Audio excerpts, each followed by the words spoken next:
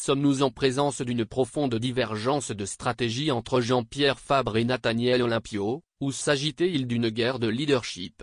À quelques semaines des municipales, le décor est planté et chacun défend ses positions.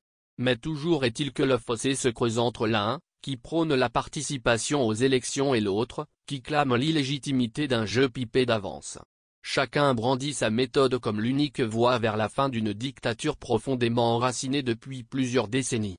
La voie des urnes est-elle encore une option crédible ou un mirage entretenu?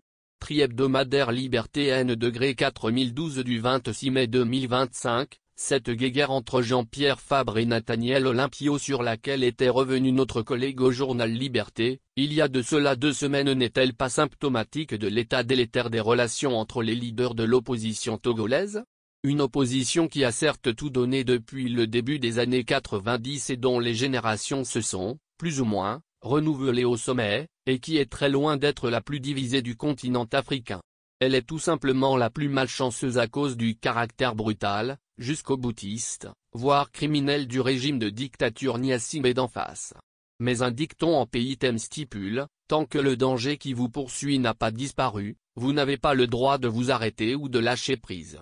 En d'autres termes, malgré le grand martyre et les grands sacrifices consentis par l'opposition et le peuple togolais, depuis aujourd'hui plus de 3 décennies, le danger constitué par le régime Gnassingbé est toujours là, de plus en plus menaçant pour la paix, la stabilité et l'intégrité du pays. Avons-nous alors le droit de nous arrêter? L'opposition togolaise a-t-elle le droit de s'arrêter, en abandonnant le peuple, le livrant ainsi à l'impitoyable régime Gnassingbé, de père en fils? La semaine passée des partis politiques, dont certains appartiennent à des faux opposants siégeant aujourd'hui dans un Sénat de pacotille, avaient dû publier des communiqués pour se plaindre du comportement d'un regroupement dénommé Convergence des Forces Démocratiques pour un Togo Nouveau, CFDTN, qui les aurait mentionnés comme signataires d'un appel à manifester le 6 juin 2025, alors qu'ils n'auraient été consultés par personne. Certes, une telle démarche de la part du regroupement en question est malhonnête. Mais n'est-ce pas une manière de mettre ces partis politiques de la vraie opposition devant leurs responsabilités? Eux qui semblent avoir abandonné la lutte pour s'occuper de leur participation à des supposées élections municipales. Une participation qui, en dehors de constituer une légitimation du régime de dictature qu'on prétend combattre, est une perte de temps et un éparpillement des forces, si on considère que le grand combat aujourd'hui qui vaille est celui contre la nouvelle constitution et la 5e République. Le comportement des leaders de l'opposition favorable à la participation aux élections municipales est d'autant plus surprenant qu'ils sont conscients du grand enjeu de l'heure, la dictature, la malgouvernance de Faure Gnassingbé qui s'est taillé en solo une nouvelle constitution et conséquemment une 5e République pour ne jamais devoir quitter le pouvoir. Madame Brigitte Kafui Adjamagbo Johnson, dans sa lettre ouverte au président de fait du Togo, du 6 juin 2025, reconnaît très bien le caractère illégitime et illégal de Faure Gnassingbé à la tête du Togo, vous n'avez pas de légitimité. Et depuis le 6 mai 2025, vous avez perdu le vernis de l'égalité que vous vous octroyez lors des élections frauduleuses. Il ne vous reste que la force, mais elle est nue. Vous gouvernez hors constitution, hors peuple, hors temps. Et bientôt, hors histoire.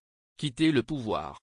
Pourquoi alors décide-t-on d'aller à des élections avec quelqu'un à la tête du pays qu'on qualifie d'illégitime? Pourquoi ne pas surmonter ces différences, pour l'amour du peuple, et s'entendre au sein de cette opposition, aujourd'hui éparpillée, pour mobiliser les populations togolaises qui n'attendent que ça, au lieu d'être focalisées sur des élections municipales qui n'arrangent que le dictateur et son camp? Les Togolais demandent le départ de Faure Gnassingbé. L'opposition, elle, va aux élections pour le légitimer, pourrait être un titre possible de notre article.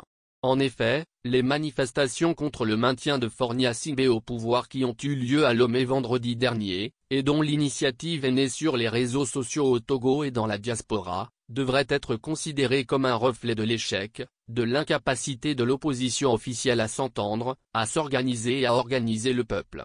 Même si les réseaux sociaux sont devenus depuis longtemps un lieu par excellence d'organisation et de mobilisation, insaisissables et incontrôlables par les régimes de dictature, nous pensons que ces manifestations de vendredi contre le pouvoir en place auraient été beaucoup mieux coordonnées si elles avaient été l'initiative de l'opposition traditionnelle, parlant d'une voix, qui n'aurait pas hésité à en récupérer le succès.